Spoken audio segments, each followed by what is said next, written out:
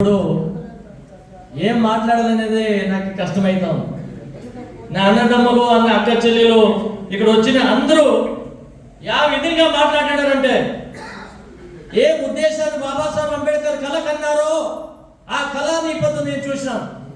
ఒక్కొక్క మనిషిలో ఒక్కొక్క ఆలోచనలు ఈ దేశంలో ఏం బాబాసాహెబ్ అంబేద్కర్ విషయం తాగి మాకు అమృతాలు ఇచ్చారో ఆ అమృతాలు ఇచ్చిన వార్త మనకి దొరకలేకపోతేనో దాన్ని దక్కించుకోవాలి, దానికోసం పోరాటం చేయాలి, దానికోసం మనం బతకాలి, దాని బీదోళ్ళ కోసం మనం ఉండాలనే కోసం ఇప్పుడు మాట్లాడింది చూసి నేను ఏం మాట్లాడాలా ఏం అంతా మాట్లాడిందంతా నేను చూసింది నాకు ఎంతో సంతోషమైంది. కానీ ఒక విషయం చాలా ఇంపార్టెంట్ ఉంది. నేను చిన్నప్పటి నుంచి చాలా బీదోళ్ళ కోసమే పోరాడుతా ఉన్నాను. నేను పొద్దు బీదోడే. నేను ఎంత బీదోడు అంటే అంత బీదోడు. మా తల్లిదండ్రులు ఒక్కరోజు భోజనాలు లేకుండా ఎన్నో రోజులు కూర చేనులో ఉండే కూర తీసుకొచ్చి ఉడికేసి ఇచ్చిస్తే అందులోనే ఉంటా ఉంటున్నాను. కానీ అది అప్పుడు ఇప్పుడు నేను అలా లేదు, కొంచెం చేంజ్ అయినా పైకి వచ్చినాను. చాలా టాటా బిర్లా మాదిరి కాదు, ఎమ్మెల్యే మినిస్టర్ మాదిరి కాదు, ఐఏఎస్ ఐపీఎస్ మాదిరి కాదు. కానీ బీదోడు ఆకలి బాధ నాకు తెలుసు. ఆకలి మనిషి ఏ బాధలో ఉన్నాడు, ఈ ఆకలి మనిషికి ఏం చేయాలి, బాబాసాహెబ్ అంబేద్కర్ ఇచ్చిన ఆలోచనలు ఎక్కడ పోయినవి, ఏమైంది అనే విచారంలో చాలా పగులు రయ్యి యోచించేసి ఇప్పుడు చేస్తాను. ఇప్పుడు నేను మాట్లాడేదానికి సమయం తక్కువ ఉంది, కానీ కొన్ని 5 నిమిషాలు మాట్లాడతాను. ఎందుకు మాట్లాడాలి? నేను ఆల్ ఇండియా దళిత యాక్షన్ కమిటీ ఈ సంఘటన చేసి 30 సంవత్సరం అయింది. 30 సంవత్సరం నుంచి నేను రిజర్వేషన్ గురించి చేస్తాను. ఈ రిజర్వేషన్ ఎవరికో పోనోనికే తిన్నోడే తింటున్నాడు. ఖమ్మం జిల్లా నుంచి వచ్చినాడు మన ఖమ్మం జిల్లా అధ్యక్షుడు. ఖమ్మం జిల్లాలో వెంకటస్వామి అని బాబాసాహెబ్ అంబేద్కర్ వాళ్ళు షెడ్యూల్ కాస్ట్ ఫెడరేషన్ అని ఒక పొలిటికల్ పార్టీ ఉంది. ఆ వెంకటస్వామి అక్కడ ఫస్ట్ ఎంపీ, బాబాసాహెబ్ అంబేద్కర్ పార్టీలో గెలిచిన ఫస్ట్ ఎంపీ. వాళ్ళ కొడుకులు మనములు అందరూ ఎమ్మెల్యేలు మినిస్టర్లు చాలా సౌత్ ఇండియాలోనూ పెద్ద శ్రీమంతుడిగా ఉన్నారు. నేను వద్దని చెప్పాను. రిజర్వేషన్ అనేది అందరికీ వాట పోవాలి. ఎవరు వాట తిన్నోడే తినుకోపోతా ఉంటే బీదోడు ఎక్కడ పోవాలి? వాని బతికేమి? మా ఎమ్మెల్యే వచ్చి ఇక్కడ మాట్లాడినారు. రామదాస్ చెప్తుండే నేను ఇప్పుడు ఇక్కడే పల్లిలో పోతే నన్ను ఎమ్మెల్యేని పిలుస్తాను అని. కానీ ఎమ్మెల్యే కాలే.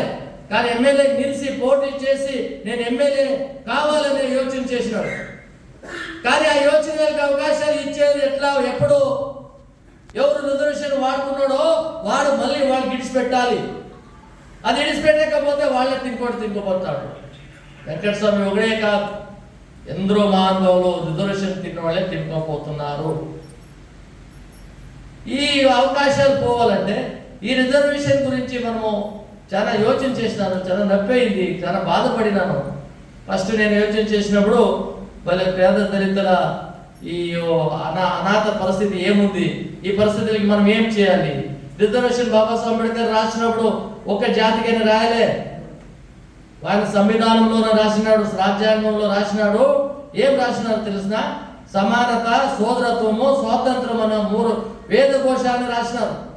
సమానతని ఎవరు పాటించుకోలేదు, ఎవరికి సమానత లేదు. అప్పుడు ఎవరో మాట్లాడేటప్పుడు చెప్తా ఉంటారు రిజర్వేషన్ అంటే ఎస్సీ ఎస్టీకి మాత్రం కాదు.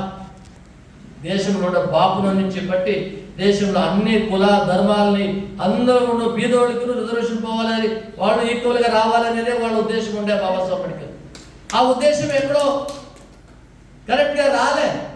అధికారంలో వచ్చిన ఎమ్మెల్యేలు ఎంపీలు రాజ్యాంగం నడిపించే అధికారి వర్గము బీదోళ్ళ కోసం ఏమి చేయడానికి ఇల్లే. బీదోడికి మీకు చూపు మాకు మేపు అనే తిరుకొని ఉండిపోయేవాడు. ఆ బతుకు అయిపోతే ఎట్లా బతకాలి? ఇక్కడ నేను ఫస్ట్ ఫంక్షన్కి వచ్చినప్పుడు నా తమ్ముడు చాలా పెద్ద ఫంక్షన్ చూస్తే నేను ఏమక్క అది జాతర అంటాము, పరస అంటాము, ఏమి అది ఒక విప్లవం, పెద్ద సముద్రమే అక్కడ దిగి తప్పదు. ఎవరికో భోజనం పెట్టలే, ఎవరికో బిర్యానీ ఇయ్యలే, ప్యాకెట్లు ఇయ్యలే, కాస్ట్లు ఇయ్యలే, డబ్బులు ఇయ్యలే, ఏమి ఏకపోతున్నారో జనాలు అంత వచ్చి అంత చాలా పొద్దు కూర్చొని 4 గంటలకి లేచి వాళ్ళ ఇంటికి వాళ్ళు వెళ్ళిపోయారు. ఇక్కడ ఎవరన్నా పొలిటికల్ అంటే రాజకీయ ఫంక్షన్లు ఏమన్నా అయితే నేను 50 జనాలు తీసుకొచ్చింటే నేను 500 జనాలు తీసుకొచ్చినాను, 300 జనాలు తీసుకొచ్చినాను, నా జనాలకి ఇంత డబ్బులు కావాలా, ఇంత డబ్బులు కావాలా, ఇంత వెహికల్ కావాలా అడిగి డబ్బులు ఇప్పించుకున్నవాడే చూస్తాం అన్ని పక్కన. అబద్ధం అలా చూడలేను. నాకు చాలా ఆనందమైంది అబద్ధం అని చెప్తే, తమ్ముడు నీ అబద్ధం నువ్వు దేశానికి కావలసిన ఒక వీరుడు. ఇలాంటి వీరుణ్ణి తల్లిదండ్రులు మీ భాగంలో తెలంగాణ ఆంధ్ర నీకోసం ఇంకా మంచి జనాలు చేర్పించినావు అని చెప్పి నేను అబద్ధం వచ్చినప్పుడు చూసి మీరంతా చూసిరేమో నేను తప్పట్లు కొడతాను.